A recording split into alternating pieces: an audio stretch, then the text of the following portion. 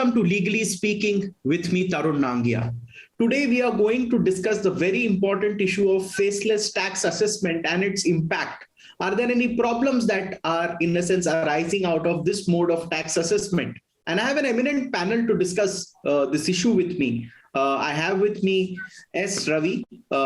He runs a chartered accountancy firm called S. Ravi and Associates. He's a founder, also a board member, also served as the head of the Bombay Stock Exchange. Welcome to our show. I have with me Rakesh Nangia from Nangia, Anderson and Company. Welcome on the show today. I have with me Gagan Kumar, advocate, runs his own firm called Krishnomics Leader, also is a counsel at the Delhi High Court and the Supreme Court. Welcome to our show. Let us begin from the start. From the MSMEs to various businessmen, there have been murmurs about the faceless income tax assessment mechanism. May I request Mr. S. Ravi to open this discussion from what he feels of this and lay the ground for the show before we move ahead?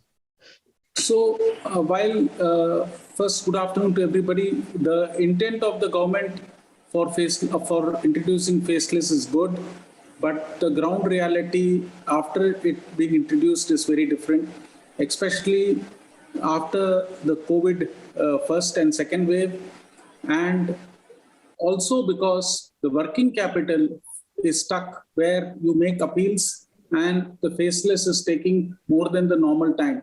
So if you see the faceless, so it was supposed to be more efficient. It was supposed to be quick in decision making. But what has happened is because of COVID or whatever other reasons, there has been a delay in the assessment of faceless assessments. So what has happened, a lot of small industries, SMEs, MSMEs, their working capital has got stuck. On one side, government has provided them with various schemes from Atmanirbhar.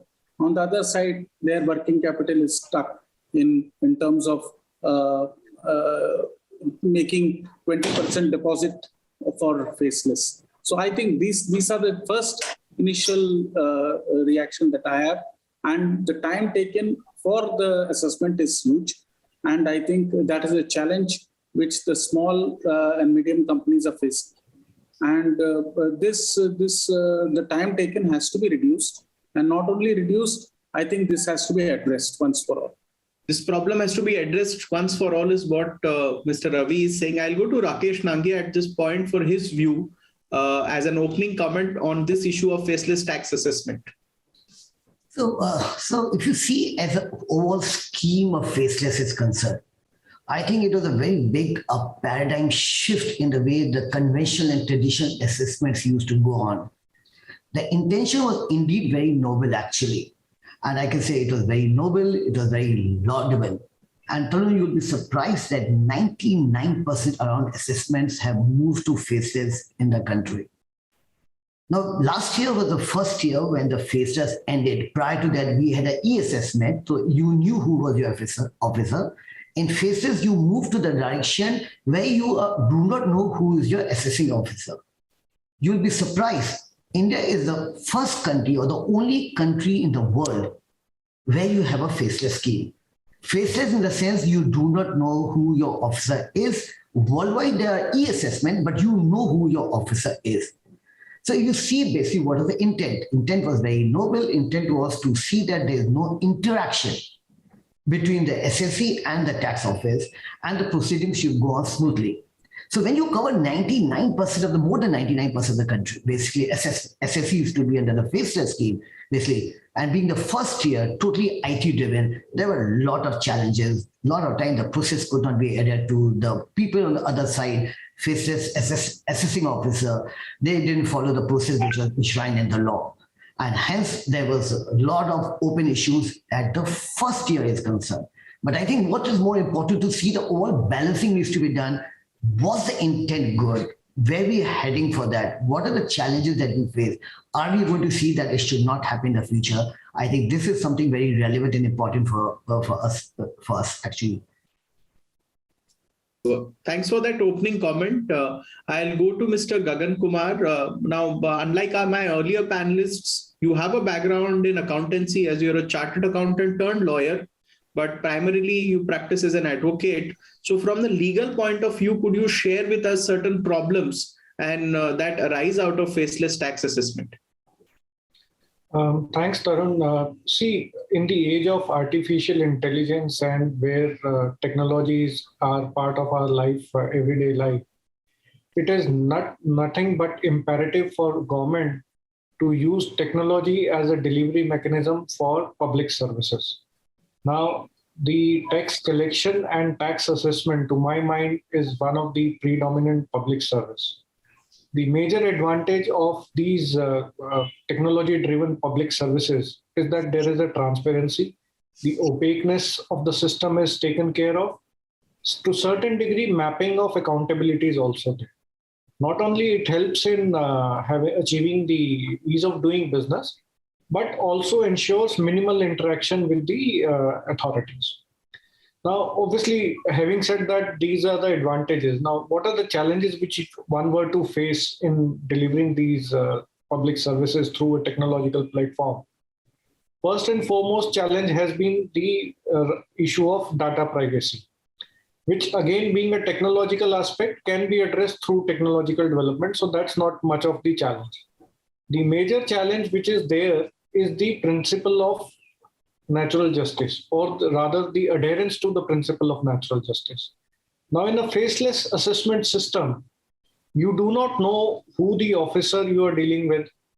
Officer may not get to interact with you except through the portal, and whatever questions he may ask, you may answer it in your own way.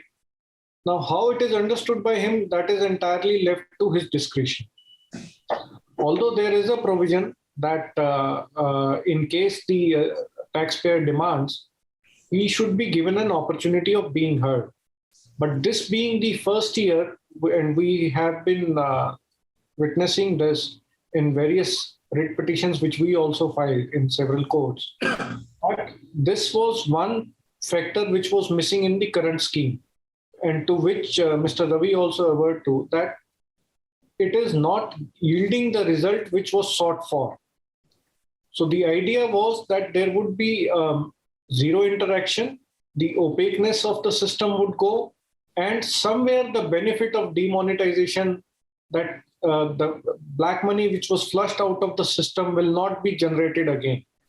So somewhere that objective has been largely achieved, but a lot need to be achieved. So again. So Mr. Gagan Kumar says that the objective is partially achieved, is what he says, but we are yet to get there. I'll go to Mr. Ravi at this point. See, as far as SSEs are concerned, in my view, the MSME sector is fairly large in our country. Focusing on the problems of MSMEs, could you explain to it that how do we need to help the MSMEs by improving the existing faceless tax assessment system? Do you have any way out or any suggestions or any area which the government should look at? So my first view is the MSME and SME segment. They are not so technically equipped to answer to the queries of the department. And for them, a return is a mechanical device which they have gone through a consultant or a chartered accountant and filed. When these type of assessments happen, they are not technically equipped to answer because their part cannot be understood by the officers. The spirit behind the transaction cannot be understood by faceless method because it's not possible. Sometimes the spirit may be something different and the technical aspect of presentation may be very different. So that part is a big problem for the MSME and SME segment. Second, there has to be a very clear device of understanding between the person who is making the assessment, though faceless, and the SSE. That gap which is existing at this point of time, and especially the smaller companies which are working very fragile, with very fragile working capital, they cannot hire consultants, they cannot hire people, chartered accountants who can technically present them. So, and they are in small cities and in small places where small consultants are preparing their report for them. So sometimes they can be misunderstood in many ways. So that is a thing, I think, a bit of, so as they say in the financial terms, literacy. Literacy has to be there from both sides. what the assessee is expected to do and what the assessing officer is supposed to do. I think that has to be sort of narrowed out to eradicate any sort of misunderstanding or misconception about the whole scheme. That is what is my take. Point well taken. I'll ask the same question to Mr. Rakesh Nangia, that for MSMEs, because this government's focus has been MSMEs recently, they want the sector to do well.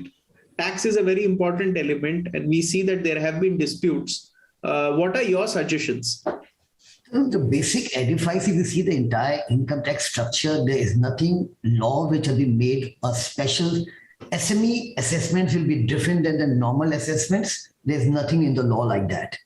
So income tax does not provide for SSI, minimum MSME or large industries are concerned.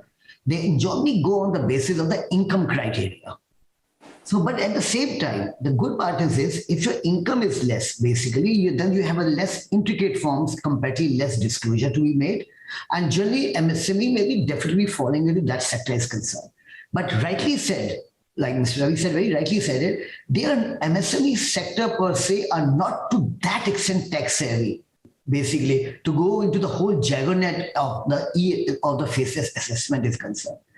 And in case you're caught in the wrong foot, where you get a bad assessment because of the process driven or process not being followed by any person, yes, that sector gets affected because rightly said it, when you have a tax demand, you have to pay 20% of the money demand to be paid before you go and appeal, you win the appeal, you have to again claim the money back as a refund, your money gets stuck up. To that extent, the MSME sector, which are not tax savvy, which do not have a big industry, and I must add very interesting thing, Tarun, 99% of MSMEs are tiny MSMEs in the country. So then if you see that, then they're totally ill-equipped or non-equipped to go for the faceless when they get stuck with this assessment processes there. So to that extent, I agree 100%. MSME industries, tiny industry, not being tech savvy, for them is an issue for them to go to the whole juggernaut of going to the faceless assessment. Point well taken. I'll go to Mr. Gagan Kumar. From the disputes end of the spectrum, when there are cases, what are the problems that MSMEs are facing that you are witnessing when you're dealing with these cases? I would slightly disagree with my co-panelist on 2-3 counts. One, the faceless assessment saves the immeasurable man hours of chartered accountants who were in earlier days going to the tax offices, waiting for 5-minute submission, to make a 5-minute submission, waiting outside the officer's room for a couple of hours. So to that extent, it's a major boon for the practitioners. Coming to the technological aspect, there's nothing much is to be done by the chartered accountants who are representing MSMEs in that sense. In any case, we are going through the era of GST where everything is on digital mode. Practically every small businessman is maintaining their books of accounts on computers. So there is enough technological, I would say, literacy available for the people who are required to file tax return and whose accounts are to be audited. Now, the only gap which I have experienced is that in the faceless assessment, the cases from metro cities are often assigned to the officers located in smaller towns. Now, there we have seen that there has been a gap of exposure, because when you're dealing with an officer who is handling the cases in a metro city, is well versed with the industry practice, the industry culture, and the nature of business models. But when it goes to the smaller town, that officer may or may not be equally equipped to know or aware of the latest financial instruments, their transactions, and therefore explaining it through a mode which is predominantly in writing, it may throw some challenges. And at times, in what we have seen in the first round of first year of faceless assessment, some additions have been made, which going back to the point of Mr. Ravi, is leading to a working capital challenge where demands have been created which are patently unsustainable. But since in order to contest, you need to make certain pre-deposit. So to that extent, yes, I agree that there are certain challenges. But by and large, I think it's on a right note. Now, after what Mr. Gagan Kumar has said, we will move on to the problems faced by large businesses. In the past few years, I have seen a certain pattern of business owners relocating their businesses to Singapore while their main source of revenue remains India. And some promoters attributed it to some kind of tax issues and the resultant litigation and investigation that they had to face, and that's why they relocated their business. I'll go to Mr. Ravi. You saw this trend of certain Indian promoters relocating their businesses to Singapore still when their primary source of revenue remains India. And they gave the reason of the litigation that arises out of tax demands and investigations. Could you explore this area a bit for our viewers? So this is a very sensitive area, and actually it is the big business houses have very complex transactions. First of all, related party transactions, group transactions, and bank loans, and there are multiple things that big companies have, and they would have moved to a tax regime which will be different, and the number of employees are too many. So the complexities of a big business and the tax returns that go along with it is very, very different. And what happens is when there is a lack of understanding, because there is the faceless is there, you are putting a technical viewpoint. The technical viewpoint is understood in whichever fashion and is disposed of, then there is a problem. And this problem will get improved slowly, because both the assessor or the department and the SSE will understand the gap that exists between them. So it is not a question of moving away from India will solve their problem. It is about how they will move and how they educate themselves, how they are prepared for the next challenge. See, faceless is another mode of assessment only. And the only part is the technical aspects cannot be understood sometimes by the assessing officer. Mr. Gagan Kumar very correctly stated, it is a person's exposure, the person who assesses that exposure should be there for the person to look at the technical aspects. So the spirit sometimes can be different and the technical replies can be different. Now coming to the investigations, yes, we have 4 or 5 investigators, SFIO, we have EOW, we have ED, and we have PMLA. All these things are there. And of course, if somebody looks at their own balance sheet, they may have some issues. But I think one need not fear about it, because at the end of it, it's the truth that will prevail. I think this is a psychosis that has been unfortunately created. If you look at each of these agencies, SFIO is when you create a fraud, when you do a fraud, or when you default to the bank or you siphon off the money. I think, and PMLA cases also, if you look at it, it's basically diversion of funds. I think the governance structure, if our governance structure is strong, I don't think any promoter need to be afraid of that. So, of course, there is a big thing that, for example, just to illustrate, Dubai is, people are moving to Dubai because of the tax structure. It is not because of fear. So there are people are taking very deliberate decisions based on their own structures. So I don't think people are just migrating because of the tax issues or because of the investigative agencies. It is because of the problem that they have. So that is what I sense. It's my view on that. Okay, I'll take this point to Mr. Rakesh Nangia on tax issues faced by large businesses under the new system, and any suggestions that he would like to make. Tarun, what happens if you migrate anywhere out of the country? Tax is not a solitary consideration, actually. There could be a business consideration. Tax could be a very small offshoot of the reason why being migrating outside. Second, what happens, even if you migrate outside, you may migrate outside to bring more efficiency in the new business which you are going to grow there, basically. If you still have a business in India, by moving outside, the business is subject to remain taxed in India as per the Indian tax laws are concerned. So if you see the philosophy, the reasons to move out could be ease of doing business.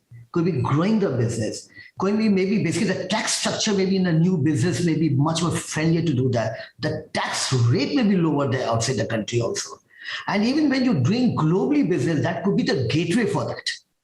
And if I tell you the reason for migration could be one of the reasons could be ease of doing business will be the much more important denominator rather than tax being the only or solitary reason to move outside the country is concerned. As regarding the difficulty being faced by the large assessment, I give you a very mixed response to the first Faceless assessment. There have been a lot of happy cases. People have been very happy. They did nothing. It was a smooth sailing. The assessment was done on the expected lines. No new cases came. No officer didn't have time or didn't have the capacity to read the documents. And the assessment was done the way he was expecting it. But there have been a very bad cases also, where SSC filed a lot of submissions. He was not heard because he was not given the reason for hearing. His submissions were not read. His previous assessment was not seen, file was not seen, and a radical or random assessment was done. Now, here in this case, a lot of business got affected. And I tell you a very interesting thing which Mr. Gagan has mentioned. Suppose you are a big corporate, like any biggest corporate in the country, and auto system, your file goes to, say, in a small place in Bihar, or could be in West Bengal. And that officer, because it is an auto-generated where your a faceless officer is situated, he may not have an understanding of your balance sheet or your businesses because of the experience. So one of the things which even we have talked to the government, there could be a sectorial knowledge base where the assessment should move to those people who specializes on those sectors.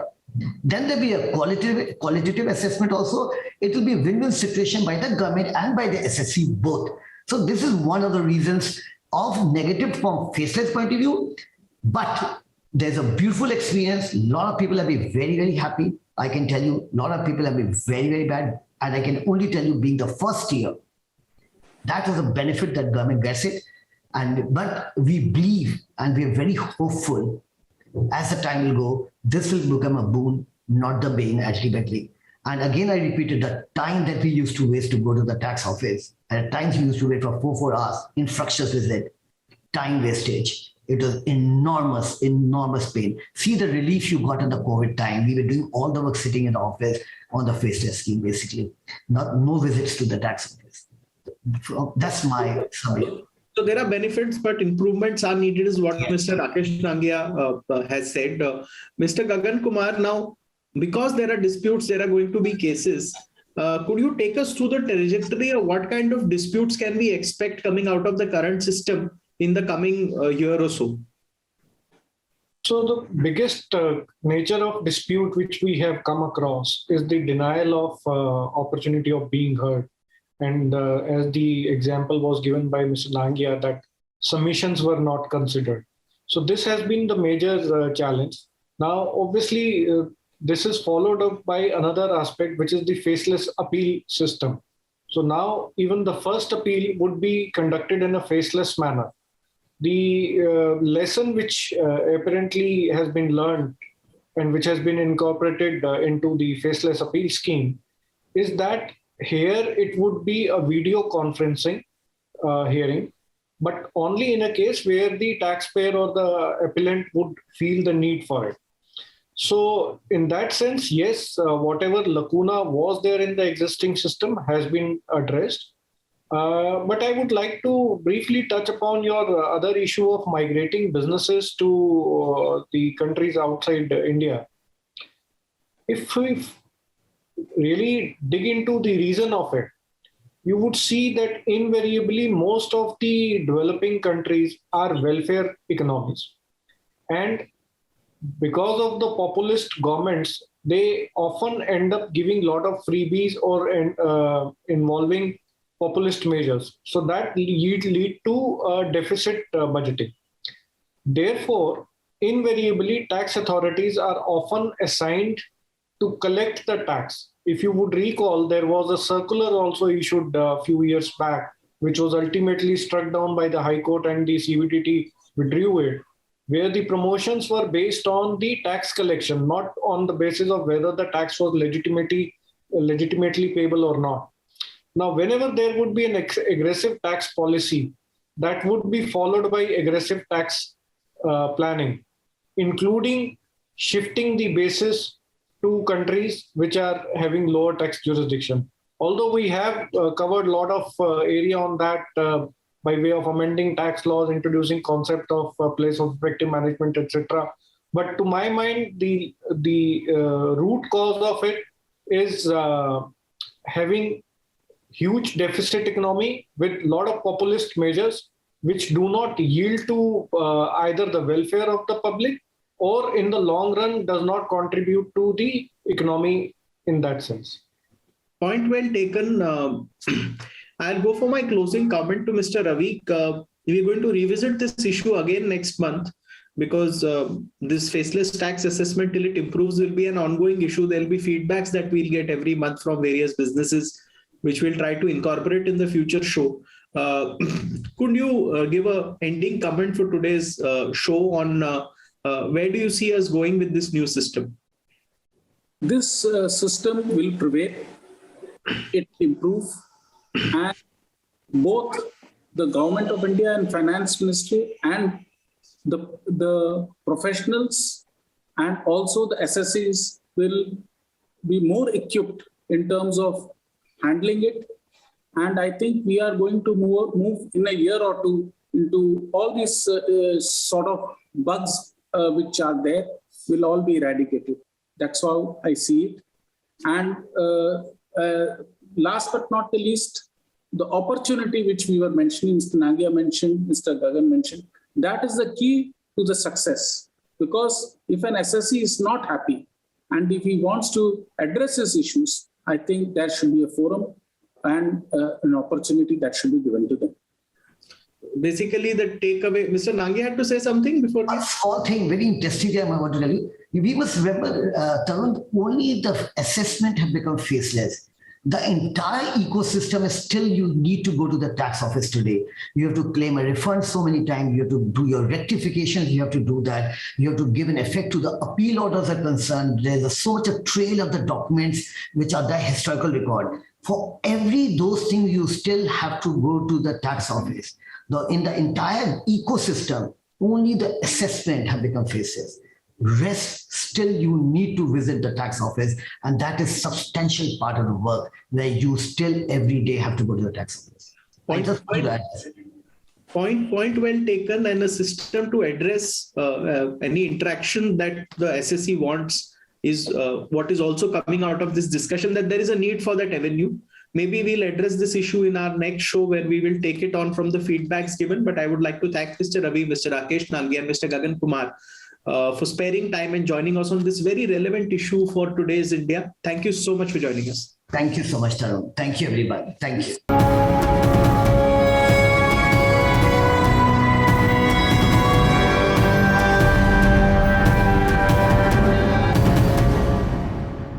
For more such videos, subscribe to the NewsX YouTube channel, hit the bell icon.